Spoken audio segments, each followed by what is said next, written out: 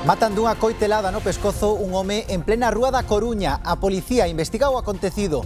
Buscan o autor ou autores do suceso. Están abertas todas as hipóteses. Accidente aéreo mortal en Francia. 11 persoas perderon a vida ao estrelarse a avioneta na que viaxaban nas aforas de Nancy. A aeronave precipitouse ao chan pouco despois de engalar e as autoridades xa traballan para esclarecer as causas do sinistro.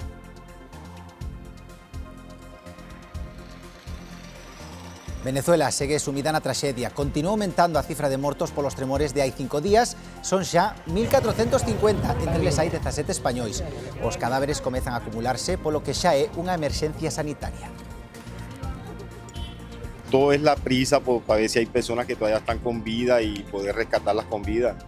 Es lo más importante para que no se pierdan tantas vidas humanas. Necesitamos que atiendan el tema de sanidad. En cuanto a los olores de las víctimas que están afectadas, ya están empezando a salir, tenemos muchas moscas. Solidariedade de Galicia, a da sociedade galega e, por suposto, das súas institucións e administracións está e estará nos vindeiros días, nas vindeiras semanas especialmente, o carón de Venezuela para axudalos en todo o que podamos. Mensaxe de Alfonso Rueda na entrega das medallas Castelao, que cada 28 de xuño se celebran en San Domingos de Bonaval, coincidindo co regreso a Galicia dos restos de Castelao. O presidente destacou dos 5 premiados desta edición, que son un exemplo de excelencia e da xenerosidade da Galicia actual. E hoxe imos facer unha viaxe moi especial nun mítico 600. Pasaron case 7 décadas cando o primeiro modelo saiu á venda, facendo posible que moitas familias tivesen o seu primeiro coche. Este no que imos montar, xa ven, está fabricado dun xeito moi particular.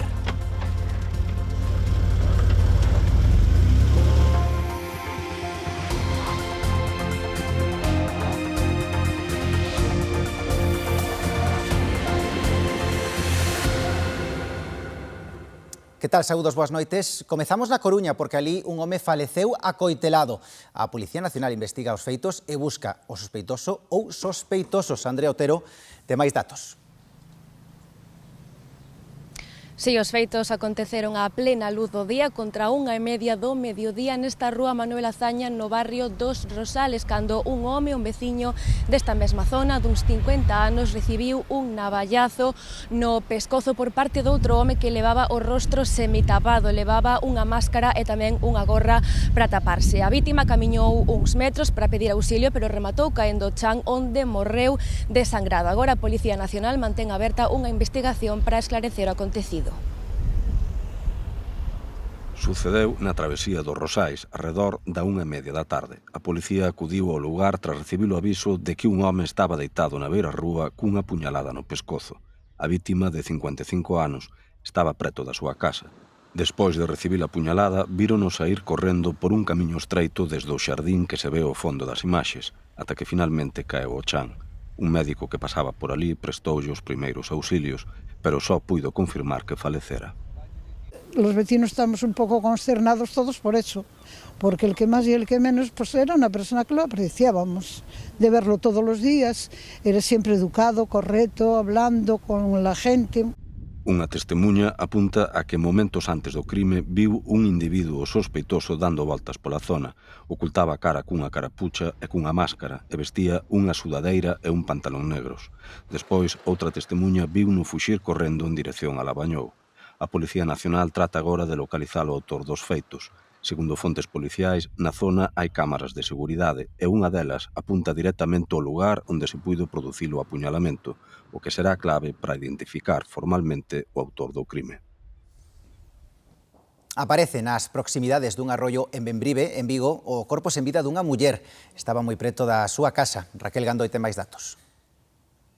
A muller duns 90 anos vivía no número 7 do camiño da Pedrosa, a uns 3 minutos a pé do lugar onde apareceu o seu cadáver. A muller tería baixado a pé ata aquí, ata onde nos estamos, para continuar por esta corredoira empinada que acaba no arroio Eifonso, que é un afluente do río Lagares. Case eran as 2 da tarde cando un familiar dela deu aviso 112 do accidente. Caera por un desnivel do terreo para acabar preto do arroio. Esta zona é moi coñecida porque a só 2 minutos de aquí está a fervenza da Bouza Fría, que é coñecida polas súas costas e polos seus desniveles do terreo. De feito, a dotación dos bombeiros de Esturáns chegou ata aquí onde nós estamos e, dada a dificultade de acceso da zona, decidiu facer o rescate a pé e subir o cadáver ata aquí nunha padiola.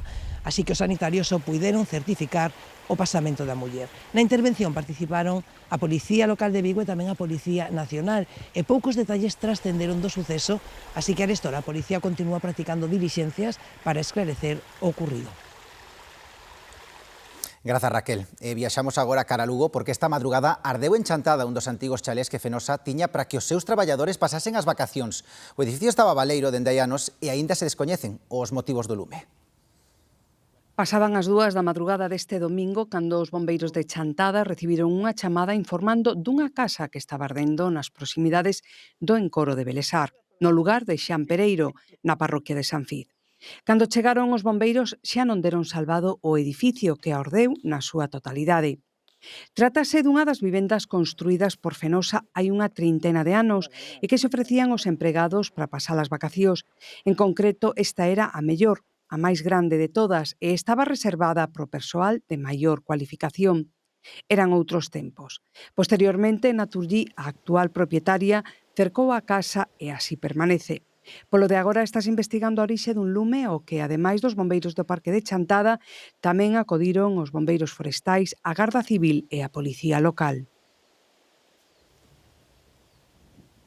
Os veciños dun dos barrios máis populares de Lugo, a Milagrosa, levan 40 meses pedindo unha solución para unha vivenda que quedou en ruínas por mor dun accidente de coche. Queixanse de que ninguén lles dá unha solución. Os veciños próximos á rúa Dona Urraca, no barrio da Milagrosa de Lugo, levan 3 anos e medio convivindo cunha casa que quedou en ruínas despois de recibir o impacto dun coche que fuxía da policía. 40 meses despois, están algo cansos. De renovarse algo, sí. Esa tirala polo menos. Eso non tiñan que arranxala, eso que tiñan era que tirar todo e abrir esta calle, que está en proxecto desde hai moitos anos. Entonces, que terminen con ese proxecto. O dono da casa xa faleceu e agora existe a dúbida de quen ten que ser responsable, aínda que os que comparten rúa con ela xa foron preguntar. Hai orden de derribo, porque eu chamei ao Concello no seu momento cando rexistrei algunha reclamación. Unha orde que polo momento non se executa e que está a traer máis problemas para os veciños. De ocupación, e aquí tuvemos que botar xente, tuvemos que tapiar os propios veciños, que aquí non veo outra persona a facer nada máis. E volvemos a dicir, é unha parte onde vai a segunda ronda. Que segunda ronda? Ese é outro dos medos, aínda que a prioridade agora segue sendo botar abaixo a casa. Temos que falarlles agora dunha operación contra a pesca furtiva. Persoal do Servizo de Gardacostas de Galicia incautouse de algo máis de 260 kilos de polvo capturado ilegalmente na zona da Guarda e na Ría da Arousa. Tamén se comisaron 6.000 metros de redes, nasas e outros aparellos de pesca. O cefalópodo incautado devolveuse ao mar. Xa están vendo. A reapertura da campaña do polvo está prevista para este mércores, despois de 2 meses de veda. Un neno e unha nena morreron afogados esta fin de semana en Valladolid e Almería. O neno de 9 anos desapareceu no río Pisuerga o sábado pola tarde, preto dunha praia fluvial moi frecuentada estes días calorosos. Xa era de noite cando os equipos de rescate atoparon o seu corpo sen vida. Esta mañá unha nena de 4 anos pareceu na localidade de Aljariz, en Almería. Foi nunha piscina particular que sei que estaba balada e pechada. Parece que a nena conseguiu acceder a ela nun despiste da familia. Só no mes de maio contabilizáronse 30 mortes por afogamento en praias e piscinas, no que vai dano a cifra roza o centenar. Un camión do lixo en Pamplona atropela ollo a varias persoas. Unha delas morreu no acto. Hai 4 feridos máis, 2 deles en estado moi grave, ingresados no hospital. Aconteceu na zona Bella. Ao parecer, o vehículo tiña unha avaría no sistema de freado. Tráxico accidente aéreo en Francia. Polo menos 11 persoas morreron ao estrelarse unha avioneta preto da localidade de Nancy. Ían facer paracaidismo. Non hai superviventes e descoñécense as causas do sinistro. A aeronave precipitouse contra o chan pouco despois de engalar e as autoridades xa abriron unha investigación para esclarecer o acontecido. Estoy aquí con la fe de no encontrarla en Bahía Mar. Hay demasiado olor a muerto. Estoy moviendo cielo y tierra para poder conseguir maquinaria.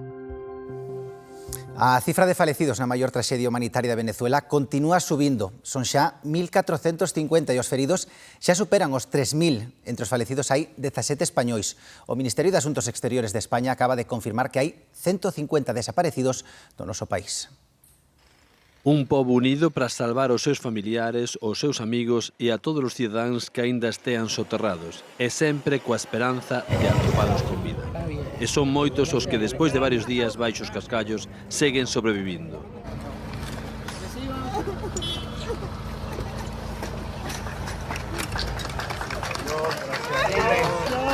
A ver si hay personas que todavía están con vida y poder rescatarlas con vida. É o máis importante para que non se pierdan tantas vidas humanas. As axudas de numerosos países comezan a chegar, pero con tanta destrucción o que piden é maquinaria e axuda sanitaria. Necesitamos que atiendan el tema de sanidad. En cuanto a los olores de las víctimas que están afectadas, ya están empezando a salir, tenemos muchas moscas. No se ha hecho nada, aquí no tenemos la ayuda de nadie, porque te van a ver, ok, está bien, está llegando la ayuda de todos lados, pero esto no es nada. ¿No la ves? No se ve, aquí falta gente. Estoy aquí con la fe de no encontrarla en Bahía Mar. Hay demasiado olor a muerto. Estoy moviendo cielo y tierra para poder conseguir maquinaria. Los escombros son de gran magnitud. Nos ofrecieron la colaboración de las grúas para remover todo esto y fuimos engañados. Sen dormir, sen descansar, o importante é salvar vidas, aínda que son conscientes de que o número de vítimas seguirá medrando nos vindeiros días. As vítimas e os seus familiares non precisan só asistencia física e material, senón tamén psicolóxica. E os venezolanos na diáspora xa se están mobilizando para prestar esa axuda. Hoxe mesmo constituíase un grupo de apoio, ofrecen os seus servizos en liña para as vítimas de xeito altruista. Es una atención a la persona que está viviendo, en este caso, el suceso del terremoto, que ha perdido a su familia, o que ha perdido su casa, o que tiene a sus hijos enterrados bajo los escombros. Y queda desorientada o está emocionalmente desequilibrada, non sabe qué hacer, non sabe a dónde ir. Desde Xinzo de Limia, a psicóloga venezolana Rosa Trujillo colabora na iniciativa En Línea de apoio psicolóxico ás vítimas dos terremotos. Después es la aceptación de esa realidad. Bueno, ya perdí a mi hijo, perdí a mis padres, es que perdí mi casa, por ejemplo. Pero estamos vivos, me dijo a mí una persona que me llamó para que la atendiera. Tamén se dirixen aos familiares, incluídos os que viven a traxedia desde a distancia e os que aconsellan filtrar e dosificar a información. No estar todo el día con las redes viendo, porque eso es como una intoxicación psíquica. De momento son unha vintena de profesionais da plataforma de psicólogos venezolanos, pero animan a que se sume máis xente para axudalos a combater o que denominan terremoto emocional. E a cidadanía galega segue pendente de Venezuela. En vilas e cidades organizan estes días puntos nos que depositar doazóns de produtos de primeira necesidade para axudar os damnificados polos terremotos. O estadio de Riazor foi un deses puntos de recollida. Iria Soengas. Sí, e o certo é que a cidadanía se volcou por completo con esta iniciativa da Fundación Deportivo da Coruña, que durante 2 días abriu as portas deste estadio de Riazor para recoller todas as doazóns coas que axudar os damnificados polos terremotos en Venezuela. Pedían, sobre todo, medicamentos e material de primeiros auxilios, pero tamén recolleron toneladas de alimentos non perecedeiros e mesmo roupa para aqueles que o perderon todo a consecuencia do terremoto. En total, máis de 160 palés con axuda. Mañá mesmo farase un primeiro envío urxente dunha axuda moi necesaria que se vai a repartir dende a cidade de Caracas. Moreas de particulares e asociacións pasaron esta fin de semana polo estadio de Riazor para doar produtos de primeira necesidade que se van enviar canto antes cara a Venezuela. Unha iniciativa da Fundación Deportivo da Coruña que superou todas as expectativas dos organizadores. Sí, moi por riba do que nun primeiro momento plantexamos. A resposta da xente é maravillosa. Daqui trasladar as grazas a todo o mundo que pasou por Riazor estes 2 días, porque han sobrepasado todas as expectativas. Creemos que vai ser axuda moi útil e esperamos canalizala xa dende mañán a primeira hora para que chegue o antes posible e pode axudar a realidade de Dalí. Eu espero que marchen daqui entre 150 e 170 palés de entre alimentos, medicinas e roupa. E despois destes primeiros envíos durante a próxima semana vanse organizar novas recollidas en distintos lugares da comunidade. Poden consultar os puntos de acopio e os produtos que se precisan nas entidades que organizan a axuda, como a Federación Venezolana de Galicia. Pois estáse a traballar sen descanso para que toda esa axuda chegue, pero a logística supón un auténtico reto. O acceso pola autoestrada Caracas a Guaira permanece restringido e só se permite o paso o persoal acreditado, o que está a xerar unha forte conxestión no tráfico. Esta situación dificulta o traslado de equipos, maquinaria e material para continuar cos labores de rescate.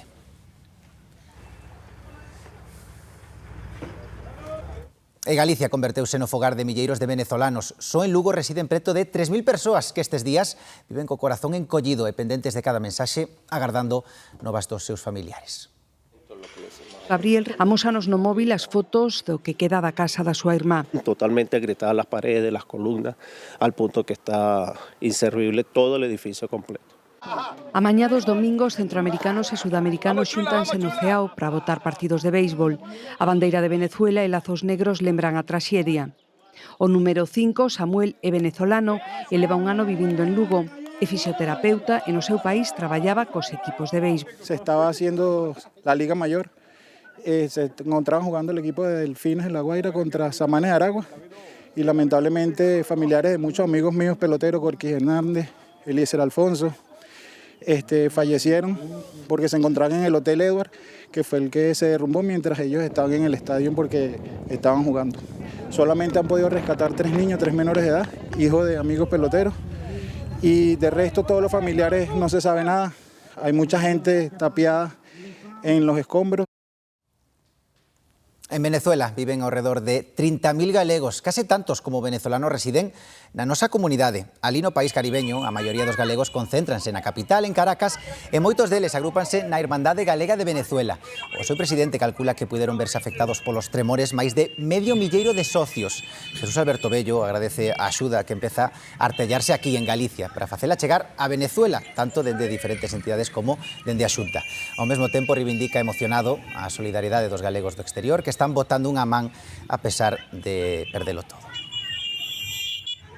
A nivel de gallegos afuera, sí, tenemos mucha información y gente con ganas de podernos ayudar, que ya lo estamos canalizando. A través también de la Xunta de Galicia estamos recibiendo muchos comentarios para posibles ayudas. Los socios de la institución que se quedaron sin nada, que hayan estado durmiendo en la calle, en colchonetas, en tiendas de campaña, gente que se ha quedado sin casa, ha sido mucha y los gallegos están ayudando, ¿no? Entonces ellos prefieren arreglarse aunque hayan quedado sin nada y ayudar a los demás. Entonces es una historia que hay que contar del gallego como tal y del venezolano.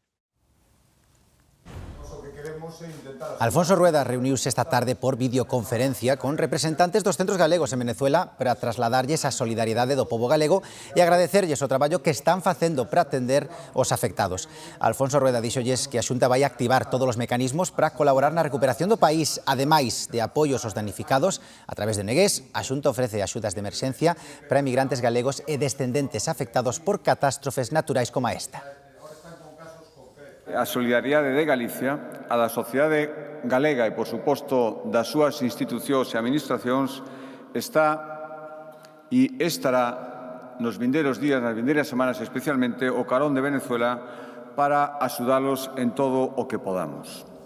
Cambiamos agora de asunto e imos ca entrega das medallas Castelao porque houve mensaxe de Alfonso Rueda na entrega destas medallas que cada 28 de xuño se celebra en San Domingos de Bonaval, coincidindo co regreso a Galicia dos restos de Castelao.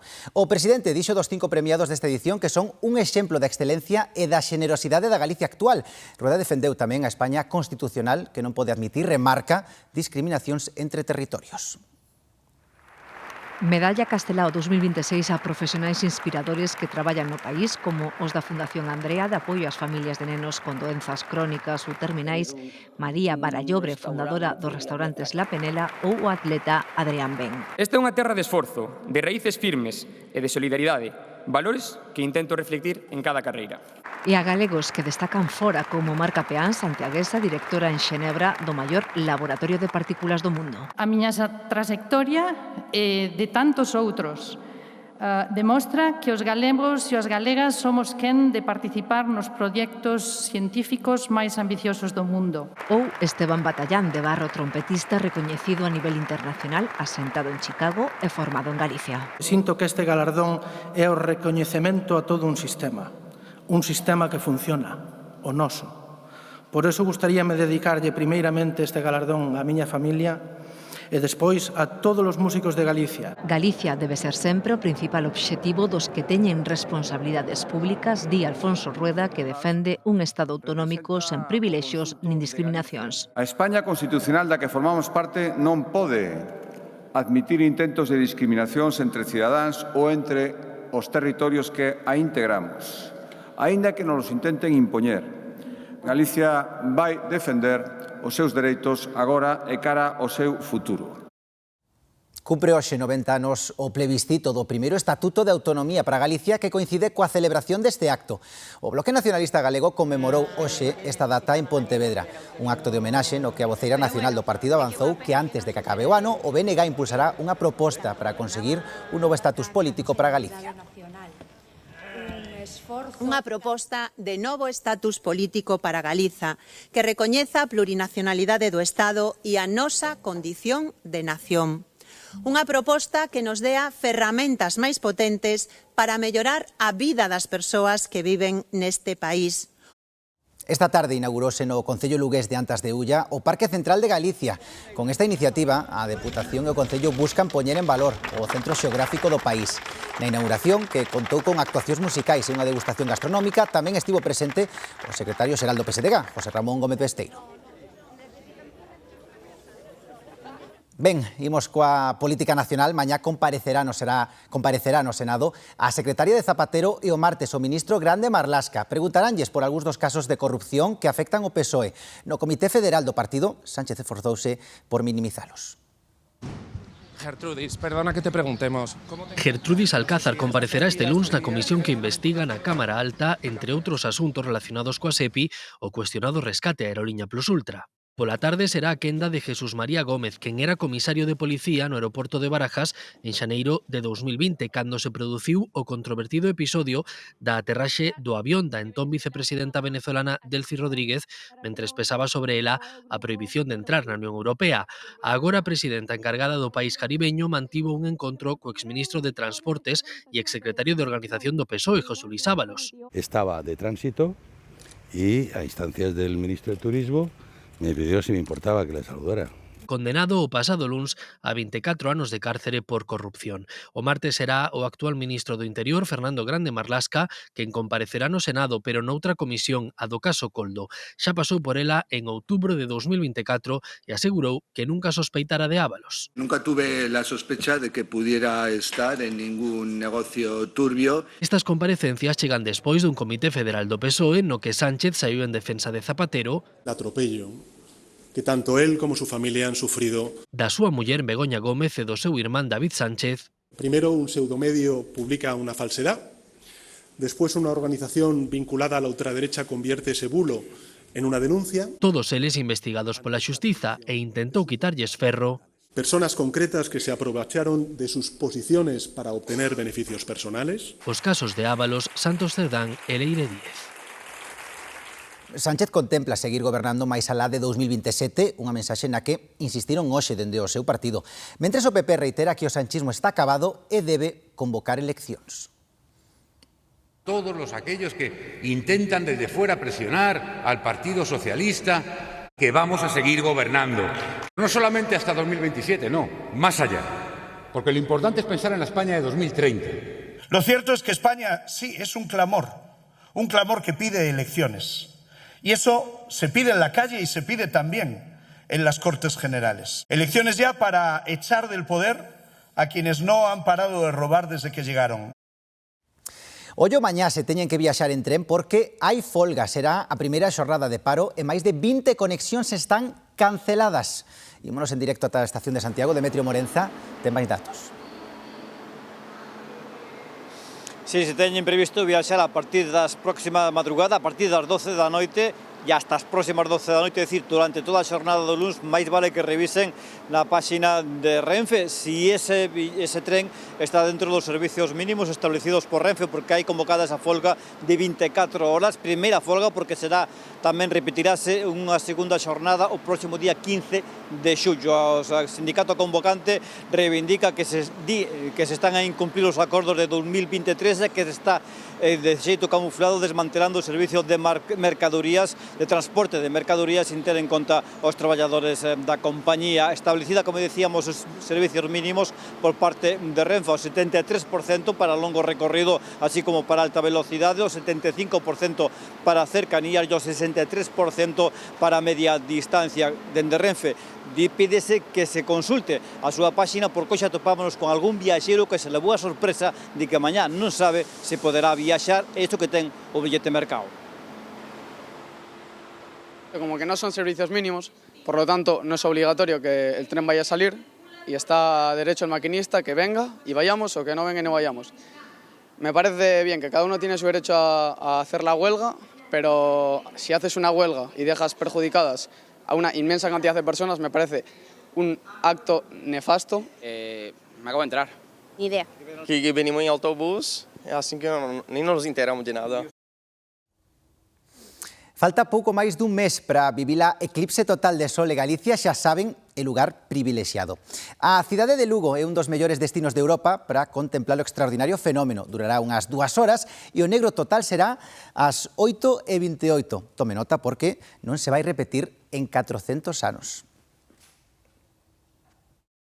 Galicia será un lugar privilexiado para desfrutar da eclipse solar que acontecerá o 12 de agosto, e é o porque nunha parte da xeografía galega o fenómeno será total. Un dos lugares escollidos polo azar astronómico será a cidade de Lugo. Lugo vai ser unha das capitais de provincia, das só 4 capitais de provincia, onde se van poder ver a totalidade das fases da eclipse. Noutros lugares pois o sol xa se vai ocultar parcialmente eclipsado. Pero que a favor de Lugo xoga tamén unha maior probabilidade de días despexados e tamén a duración da eclipse. Falamos dun minuto 23, un minuto 24 segundos, pois lle confiren un peso importante como para ser un destino que podamos escoller con seguridade. Para aproveitar o fenómeno, dende o Centro de Investigación e Tecnoloxía Matemática de Galicia, que conforman as 3 universidades galegas, desenvolven un macroproxecto divulgativo para levar esta efeméride a toda a cidadanía. Un macroproxecto que consta de moitas actividades.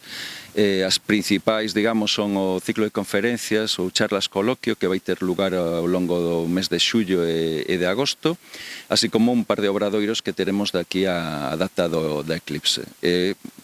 Por suposto, o evento principal será a observación do propio eclipse. A muralla de Lugo e o Parque Rosalía de Castro serán os 2 puntos da orbe luguesa máis privilexiados para contemplar o fenómeno. Os 2 puntos de observación nos que teremos telescopios solares, luz branca e H-alfa, que nos van permitir observar diferentes fenómenos na superficie solar mentres está producindo a fase parcial, e explicarlle a xente como ten que observar o eclipse con seguridade.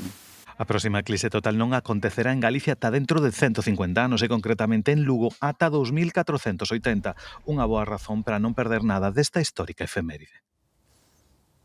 Por certo, xa saben que teñen máis información nese código QR que podían ver na pantalla, e tamén que esta casa, Televisión de Galicia, está preparando unha programación especial da eclipse para ese 12 de agosto, así que non a perdan. Ben, facemos agora parada en Vilalba porque unha veciña necesita axuda de todos. Ollo, dende o mércores busca Caramelo, a súa cacatúa, e confía na colaboración dos veciños para que volva a casa Caramelo. As choivas do pasado mércores en Vilalba non só deixaron auga no concello lucense, deixaron tamén unha gran tristeza na casa de Verónica. A súa ninfa Caramelo gañou medo e marchou pola fiestra. Yo iba a buscar a mi pareja al trabajo entre pinares y dejé la ventana un poco así abierta y había mucha tormenta, se asustaría y saldría. No sé más nada de ella. Caramelo cumpre hoxe 3 meses de vida e dende a súa chegada sentíase moi cómodo na casa e por iso que nun principio non contaban con que estivese fora. Canta? Sí. Foi chegar á casa e ponernos a buscalo por todo o piso pensando que se escondera polo susto, pensando que se metera incluso na habitación deles e se escondera entre a roupa. Foron moitas horas de búsqueda á noite, salimos á noite con focos, incluso, despois da tormenta. Unha busca que non remata. Están poñendo cartéis por todo Vilalba e piden tamén que se alguén o ten, que o devolva, que non vai ter ningún tipo de consecuencia. Todo para volver a ter na casa a Caramelo tras os días nos que non o están pasando ben. Bastante mal, porque se extraña en casa el que estaba cantando todo el día, haciendo tonterías, igual te quita una galleta de la mesa. Sí, se extraña mucho. Así que xa saben, se o atopan, poden chamar a Verónica ou acudir á tenda de perfumes que ten en Vilalba. Ela só quere unha cousa, que a historia de Caramelo teña un final feliz. Pois imos ver se Caramelo volve a casa. Ben, por unhas horas a Coruña encheuse de pedais. Hoxe, o Día da Bicicleta transformou a cidade nunha xornada familiar e solidaria con participantes de todas as cidades. O único rival foi a chuvia, aínda así non conseguiu borrar os sorrisos dos ciclistas. Velaquí o único requisito para participar, ter a bici posta a punto para botarse a andar nela. A mí non me vai moi ben a cadea. A chamada era xeral no Día da Bicicleta na Coruña. Un milleiro de participantes de todas as cidades, expertos, ciclistas e debutantes puxéronse os pedais. Sí, é a primeira vez. Temos que ir desde María Pita hasta o Palacio dos Deportes. Para Santiago vou todos os meses, en bicicleta, sí. Que isto é un paseo para... Sí, isto é pasar o día. Retos por diante, a choiva presente e sobre todo ganas de compartir a xornada en familia. Tenemos dos normales y una eléctrica, entonces como yo soy la que menos anda me voy en la eléctrica. Bueno, a verdade é que é un placer porque os dous non se mollan, un día festivo é un paseo pola Coruña. Así comezaba a marcha de carácter solidario, unha cita lúdica para promover a bicicleta como medio de transporte saudable e sostible. 12 kilómetros percorrendo a fronte marítima coruñesa e os seus atractivos con paradas na Torre de Hércules en Riazor. Por segundo ano, a Asociación Galega de Xornalistas do Deporte foi a responsable de que a Coruña recuperara o Día da Bicicleta, tamén como acción solidaria para dar a coñecer o traballo de entidades como Enki ou a institución benéfica Padre Rubinos. Un tema, primeiro, familiar, segundo, solidario, e terceiro, de ocio, de pasalo ben e de coñecer a cidade. Este ano, iso sí, coa choiva ben presente. Un pouco pasada por agua, pero nada, moi bien. Fuimos moi rápido e moi mojados. Pasámolo ben, andivemos na bici e a cidade para nós, que non é sempre así. Encantoume o Día da Bici. As nenas están encantadas, unha pena choiva, pero bueno, estuvo moi ben. Pero bueno, hoxe tocou así, hai que adaptarse a todo, ¿verdad? El año pasado con el pequeño y este se quedó dormido ya iniciando, pero bien, contentos. E que o paseo resultou relaxante para uns máis ca outros. En Madrid, máis de 35.000 persoas vibraron durante 7 horas de concertos ao ritmo de artistas do talle de Lenny Kravitz, Manuel Carrasco, Ana Mena ou Álvaro de Luna. Foi un festival benéfico en favor da loita contra o cancro e a fame ou a atención a mozos vulnerables. Iberdrola quixo celebrar deste xeito o seu 125 aniversario.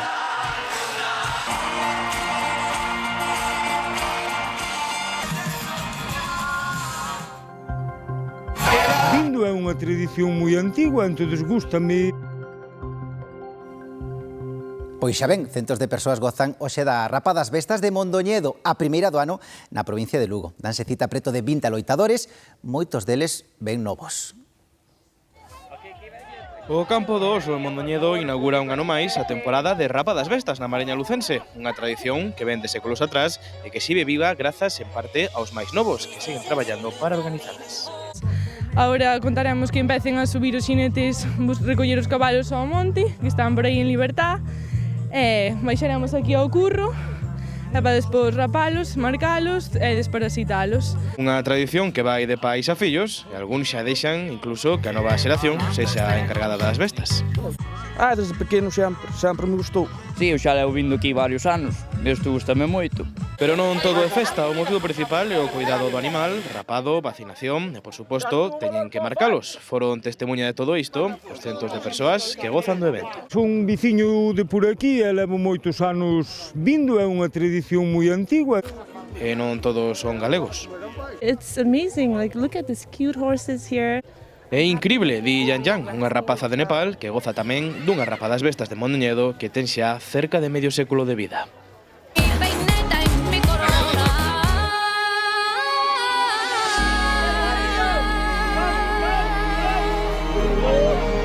No me quedo por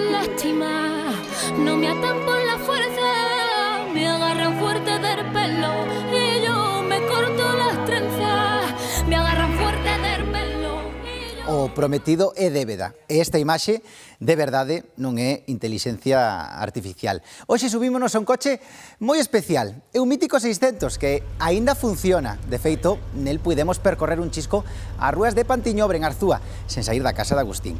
E déronse vostedes conta, seguro, está feito de madeira. Ollo que non pode circular porque carece de ITV. Agustín leva vivindo da madeira toda a vida, pero nunca traballou. Hai 10 anos empezou desde formas cepas que atopaba na súa dedicación forestal e dai afondou en proxectos de todo tipo. Pois empecé a facer aquí uns portales de madeira e logo, bueno, empecé de pouco. Gustoume traballar na madeira e fui ainda máis. Ata que se lle ocurriu facer un coche e, por suposto, todo de madeira. E logo despois foi que fixen a bicicleta Malamoto. Acordoume, dixo, bueno, pois vou facer un coche, a ver que sale. Houve quen me dixo, bueno, ben atrevido poñerte a facer un coche. E o coche tiña que ser unha escolla especial. Comprei un 600, que me custou 500 euros. Por el, pois, fun copiando.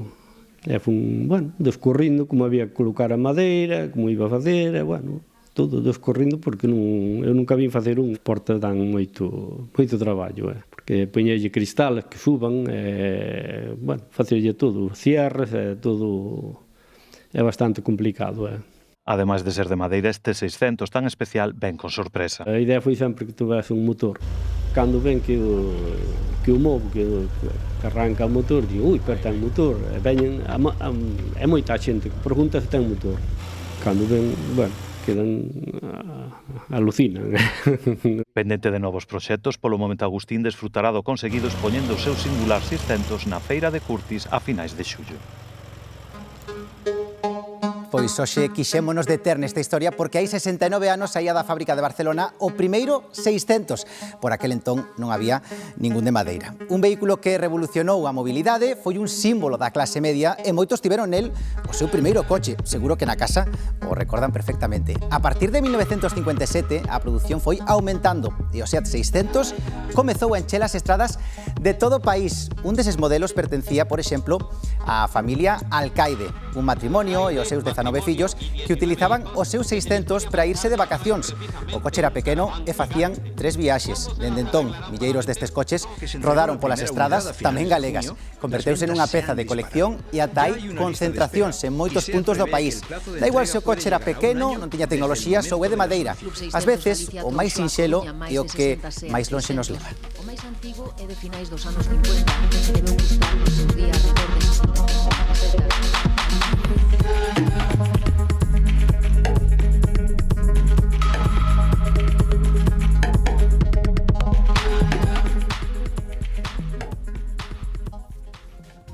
Seguro para moitos, auténtico cochazo. Ben, ata aquí este telexornal, moitísimas grazas por estaren aí. Quedan agora, xa saben, cos deportes e o que toca é repasar, Óscar, toda a actualidade do Mundial. Pois si, David, porque ademais o Mundial entra agora xa na súa fase máis bonita, porque chegan as eliminatorias. De feito, desde as 9, Suráfrica e Canadá disputan o primeiro partido de 16avos. A quenda de España será o xoves, ante a selección austríaca. Un segundo só e repasamos a emocionante xornada final da fase de grupos.